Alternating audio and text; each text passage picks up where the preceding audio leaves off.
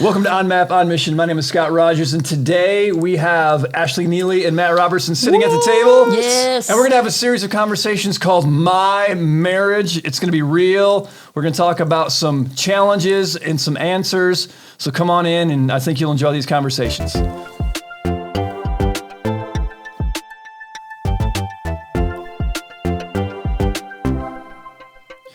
Well, Ashley, Matt, here we are. We're sitting here. This is a pretty bold step I think we're taking in many ways because we're saying, hey, we think we can help you or anyone listening help their marriages maybe get a little better.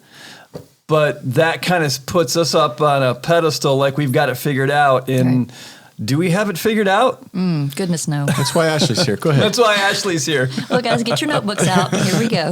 That's right. No, I think the important thing about this is that this is something that the vast majority of people deal with. I know not everybody listening is married, but I think it still applies to every relationship. Sure.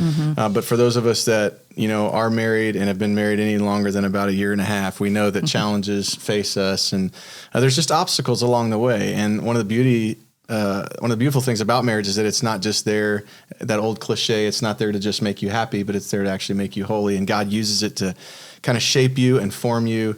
And so as we kind of dialogue about it, I think what's cool is that we've all got some camaraderie, some similar experiences, some places that we've gone to get help. And so it's really not coming at this from a place of like, hey, we're experts in this, because we're not. But we do care about people's marriages. And I think they matter to God, and they certainly matter to us. And so, yeah.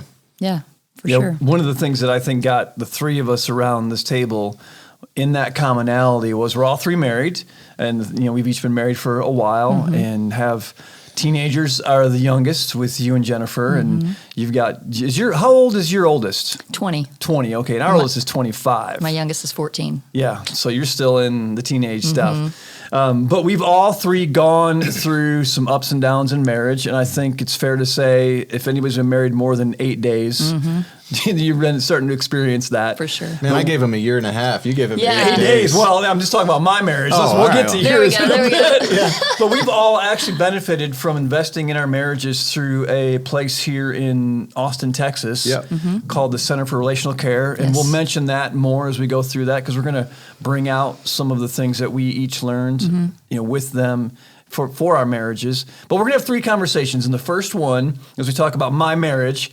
is let's be friends. And we're going to just kind of dialogue around that simple idea of how can we just build friendship with our spouse. It seems like sometimes it's an afterthought, but it really maybe should be one of the most important things we're thinking about. And then the next conversation we're going to have, a next episode, we're going to ask, like, what am I fighting for? How do we fight right? And when we're in conflict, how do we engage in a healthy fashion? Right. And then another conversation we're going to have is around the conflict cycle. Lots of conflict. Ooh. Oh, man. It's Ashley's favorite. I mean, if those listening haven't never experienced conflict, you can just watch ours as we unpack Yes, ours. exactly. We have plenty for you. Yeah, and the conflict cycle is something we learned through the folks at Center for Relational Care, and we're going to dig into that. So for this conversation, this discussion, we're talking about let's be friends, and it came from a comment you made here at the Met Church in Houston a couple of weeks ago, and just really stirred a lot in several of us. Can you give us an idea? What is that? What are we talking about? Yeah, we're walking through the life of David, and we've been in this series for several weeks, and probably not as common a story as you hear in David. You hear David and Goliath, you hear, David and Bathsheba, but then there's this little kind of portion of his story where him and this guy named Jonathan, it's actually the king's son, they make a solemn pact with one another. And in that, there's this level of deep, authentic friendship that they possess that went beyond anything really that, if you really examine it, it's anything we'd ever seen in Scripture at that point. It's pretty early on in the story. And so it was just really intriguing to me. It was refreshing to me to examine the idea of relationship. And one of the comments that I made, I said, how many of you guys would say that you have really, really good friends? And several people raised their hands, but not a lot, actually, surprisingly. Yes. And then I went further and I said, what would it look like if we pursued that type of relationship, not only outside our marriage, but what about inside our marriage? Right. And then I did the unthinkable. I just walked away from it. I never said another word about it, which creates a stir because now I don't know y'all's stories to that length. I know a little bit about what you shared, but for Jennifer and I, I wouldn't say that we were best friends and then we got married. I would say that there was attraction there, and there was dating and engagement and planning. And then it's like the real, true, authentic friendship thing is something. Here we are 22 years later, and we're still trying to figure it out and work on it. Like, it's this long journey for us. So you had quite a different experience. Well, yeah, that's what I was sharing earlier is that's how the relationship was established with me and Darren, because we had met at a church camp and didn't live in the same city. Church camp? Yes. No, we were not campers. We were counselors. Oh, okay. Well, So we were older at the time, but we never lived in the same city. And a few months after we had met, he moved to Fort Worth, went to seminary, and so our 2+ years of knowing each other before we got married, the majority of it was long distance. And so we really did have to form more of a friendship. We would only get to see each other maybe once every couple of months. So this was back in the day, was the telephone cable hanging on the wall? Well, or was this cell phone days? Or yes, what? I believe one of our first conversations, there was probably a phone cord involved. But then we, upgraded and got the remote, that you can at least take it out of the kitchen and go to the bedroom and talk. With the thing. Yeah, with the... But no cell phones, none of that. We would either write letters or talk with long distance, plans that we had. And yeah, so a good friendship was developed within that, and just to get to knowing each other on a level that was just, more friends. Yeah. For Shelley and me, it was pretty much the same thing. We weren't long distance. We just got involved in some stuff at our local church together. That's how we met. And we're doing so many things together that the friendship just became natural, and we had like commonality and kind of heart and purpose. And it was awesome. But I got to be honest, and maybe this is where the conversation goes next. Then we get engaged, and the friendship gets a little funky.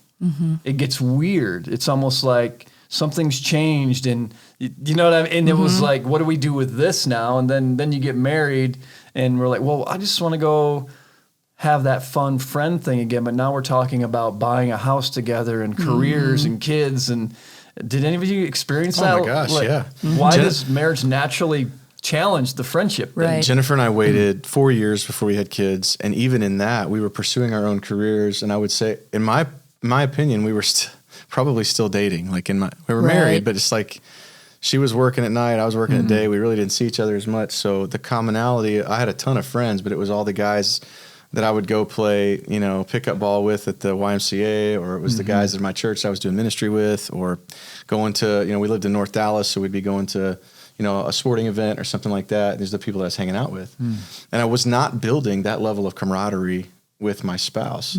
And I think this is an interesting thing about this conversation is then you immediately insert kids into the picture, and the focus of both of you changes from each other to that, because now... And everybody does that. But what we do find is that, there's a large group of people that divorce once their children leave the house. And I think it refers back to this concept, which is that they really aren't joined as friends together. They have mutual purpose in those kids, but their identity together begins to drift further and further away, and they don't know each other. And they don't, it's John Mayer said it, like the great theologian, right? Yeah. He said, do you love me or the thought of me? Right. And I thought, man, so there's got to be a level of intentionality that we take. And so I don't want to obviously spend the whole episode just putting everybody down like you're not really friends with your spouse. Right, I mean, there's opportunity here. You can. I'm here to tell you that you can, but it's going to take us. It's going to take a level of intensity and intentionality. Yeah. So let's talk about that intensity and intentionality. Oh, goodness. I love intensity. I'm an intense guy. I like it, but we're all a work in progress, so we don't have this all figured out. We're actually trying to walk this out. That's why we're talking about it. And continuing to still walk it out with our spouses, right? Yeah. So what comes first? Is it the intentionality or the intensity? And then what is that? What are each of those? Ashley, go ahead. Oh gosh.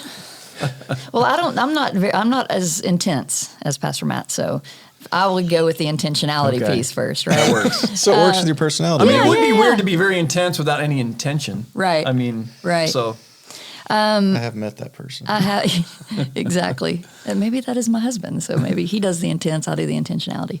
But I do think that this is very important. And I just like to have fun.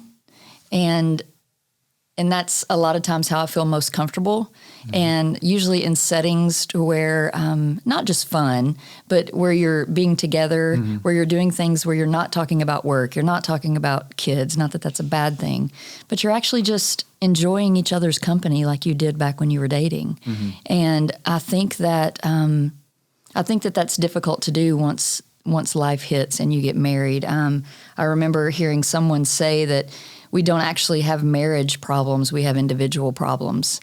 I have my own issues. Darren has his own issues. And when we came together, our individual issues created issues within our marriage. But it wasn't necessarily marriage issues. It was his and mine, and how do we work that out together? Mm-hmm. And I think when you have a level of commitment, not just within your marriage, but even as just building a friendship, like that, you're right. That just like stands the test of time, right? Mm-hmm.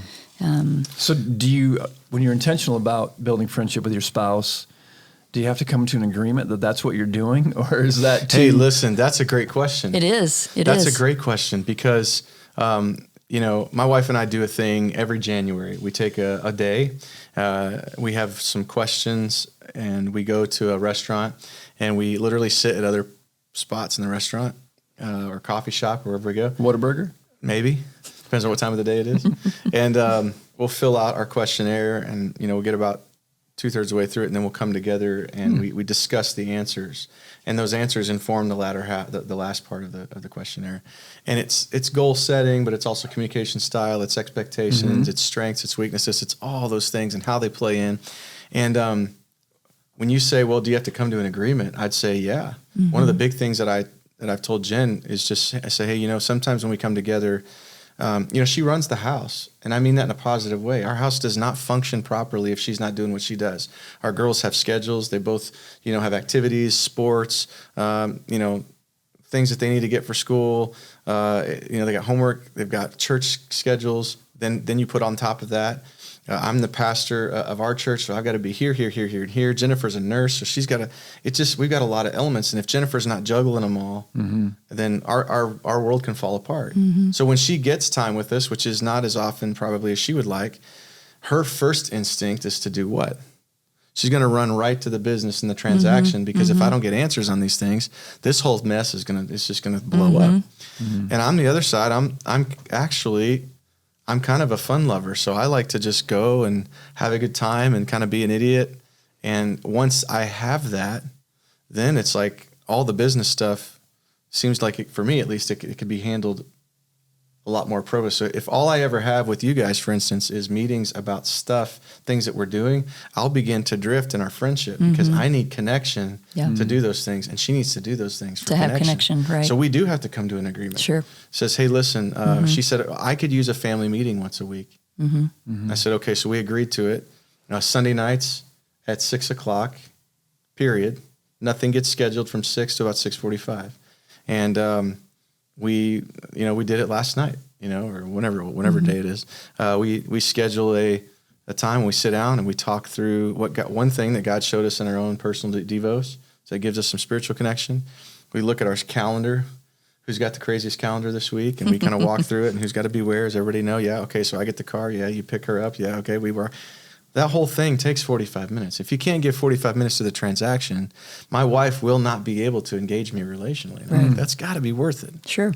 That's totally worth it. Great point. So it might be different, in your context, but for me, I want to honor and love her in the way that this is what she needs for security and just to understand that we are all on the same page. So you're suggesting there's certain needs that need to be met even before we agree on building friendship, so that we're kind of free to build friendship. Right. We're not preoccupied with those other unmet needs or things that are undone. That's how it is in our house. And I didn't always see it that way. Right. I would just get irritated because I'm like, man, why don't you just want to be with me? Yeah. She's like, well, I do. I've got a few things on my mind. Right. I'm simplifying it and I'm dumbing it down. It's way deeper than that. But No, I can see that. I can see that even as for the longest time being a stay-at-home mom. Yes, I can completely see that. If you can let me declutter my mind, and if you can help me in doing that, then I'm all yours. Like then I don't have to think, and I don't have to worry, and I don't have to wonder if the things are going to get taken care of. Wow. And then, so I do think the intentionality, especially as you begin to have kids and they begin to get older and things get active and you're more involved in different things, the intentionality piece of, scheduling time, if that's what you need to do. Put the kids to bed at a certain time, or, hey, this is quiet time for you guys, and Dad and I are going to take some time here, or we're going to go for a walk and be together for a little while after dinner. Whatever that might look like, you have to do it intentionally, because if not, everybody's dead dog tired at the end of the day, and you just would veg out and never even look over at each other on the couch, right? Yeah. It's funny, right? Because the words build friendship. Well, there's a lot of people that are like, well, we're just friends organically. I mean, there's just such chemistry and that. And it's like, I get it. There is chemistry. There's coordination. There's people that I can be with on stage and I don't have to think. It just works. And I don't know why that is, but it does. And I have that with my wife, but the more things that get put on the table, there's also a responsibility to build that friendship. So it's like giving everybody the lumber and then just saying, hey, organically, that thing's just going to put itself together. It's the walls are going to go up. The insulation is going to go in the right spot. And it's like, no, man, you've got to be the one that's got the hammer and you got to measure everything. And you've got to have that level of intentionality in building the friendship, not just building the romantic connection with your spouse. And a lot of people say, well, I'm going to leave my spouse because I no longer love them. I don't have a romantic connection. And it's because, number one, you're selfish. And number two, you haven't spent the time building it, which really means you haven't done your part and you're focused on them not doing their part. And it's a little. And I'll say this is what I was thinking as you were saying that, Matt, like Darren and I have been married 23 years and we are not the same people we were when we got married at 23 and 24. That's right. So even if you start early on, which I pray any young marrieds start early with trying to build foundations in these things. But even if you're 20, 30 years in, you're not the same person. So what you have built, then kids enter, well, you kind of got to tear that down because now there may be different needs. There may be, there's different stages of life. I mean, I'm not going to, dive into how hormones and things play a part, whether it's in pregnancy or just getting older. And I'm not the same person I was 10 years ago. And if you're not willing to continue to kind of deconstruct maybe what one phase of life looked like to intentionally build up what the firm foundation should be in this stage, like, man, it's just hard work. So that raises to me a question that's helpful for me to ask our spouse is, what does friendship look like in this season for us? That's good. Great question. That is a great question. Just because of what you just said. So with that question, what does friendship look like in this season? What are some very practical ways that you and Darren and you and Jennifer, I could talk about Shelly and I, how we build friendship together so those listening can go, oh, I don't do that. We should think about that. Or that's a good idea. Kind of very practical. How do we build friendship in the season that we're in? We're not, it could be crazy kids, but we still have to build friendship. Sure. It could be empty nesters. We still have to build friendship. Any thoughts? I'm a pretty transparent guy by nature. There's not a whole lot of things I wouldn't be willing to share. Jennifer's probably more private in the way that she deals, so I don't want to violate any of that in her. But I will say that I think transparency with one another is one of the critical pieces. Not in a sense that, I just need to share everything and you come at it with a potential anger or all this stuff. But like, I need to have the opportunity and she needs to have the opportunity to say what's really happening, what's really going on without it costing them relationally.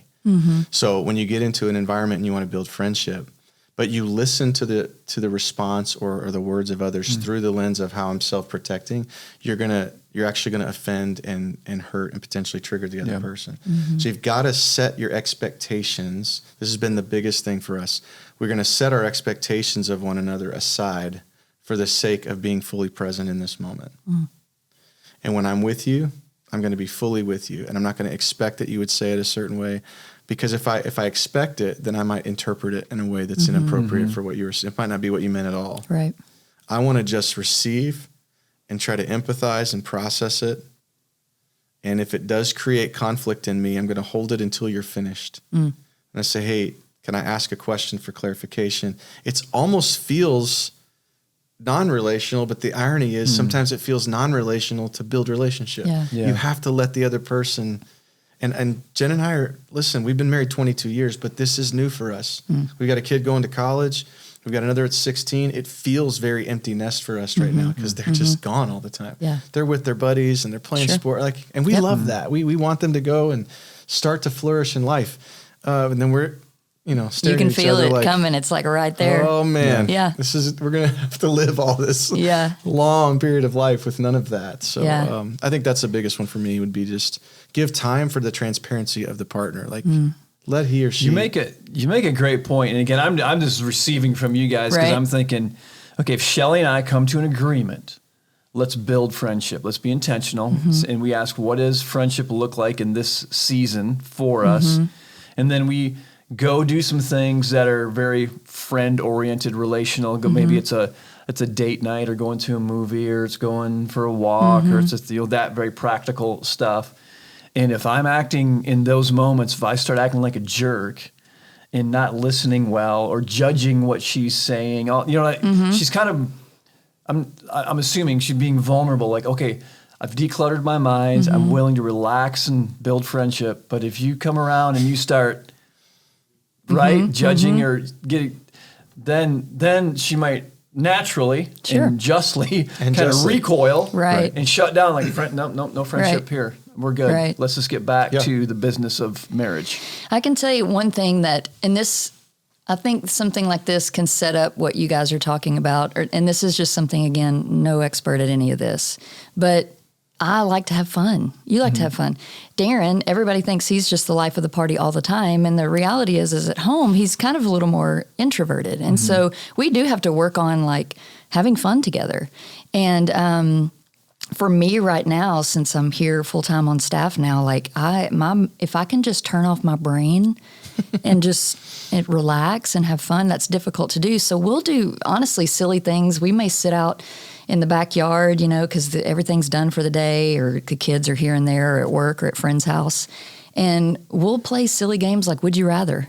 We just ask each other. We have apps on our phone, Would You Rather questions, and some of them are super silly, like Would you rather sneeze out of your ears or walk on your fingers? And there's silly questions like that. I'd love to walk on my fingers. Right? That'd be so cool. That would totally be cool.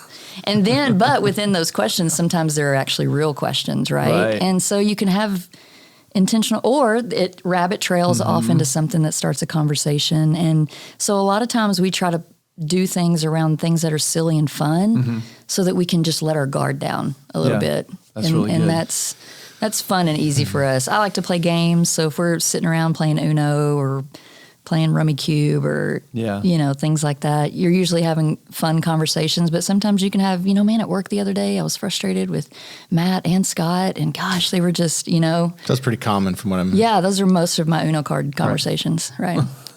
Well, we've got about 2 minutes left. So we got to hit on the intensity piece. So here's the question, and you can fill in the blanks.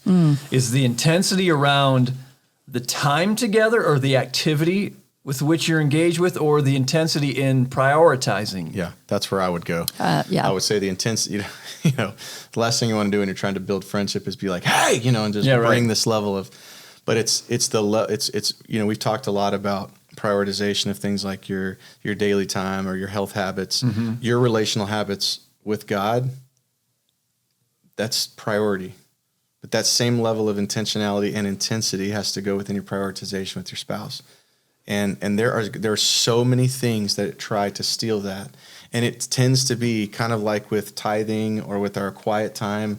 Our relational time with our spouse tends to be one of the first things that we push to the side because we know, hey, she's going to be there when I get home. It's going to be okay. It's important, but it's not urgent. It's important. It's not urgent. And she loves me and it's going to be all right. And then the kids grow up. And 6 years of that later and you realize, we're not in a good place. And so the intensity is kind of like the same way, I played a lot of sports. I played a little in college.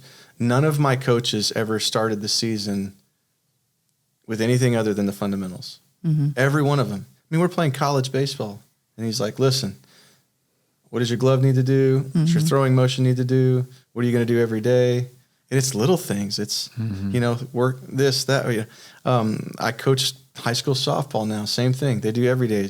Come up through the ball. Make sure your heel goes to your toe. Make sure. And I've got all these little things that I've learned or picked up along the way. And I say, if you do these things well, then all the other things.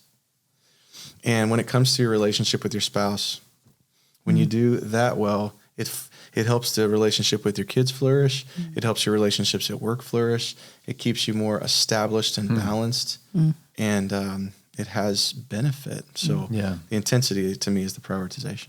That's good. That's good. No, I was just going to add to that, kind of on the flip side of, like, for me, when I think of the word intensity, I think of more of like intense feeling. Like, so when it's almost like it does the reverse. When we're intentional about building friendship and letting guard down and being soft and safe around each other and fun, like it causes the intensity of our friendship I could see to grow. And it causes the intensity of our love for each other to grow. Yeah. I begin to have this desire, like, I want to hang out with you some more. And so the intensity rises as we're more intentional about it. Great.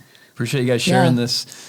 Hope you guys benefited from this as well. Come on back to our next conversation. We're going to talk about how to fight well and what am I fighting for. Thanks for joining us at On Map on Mission.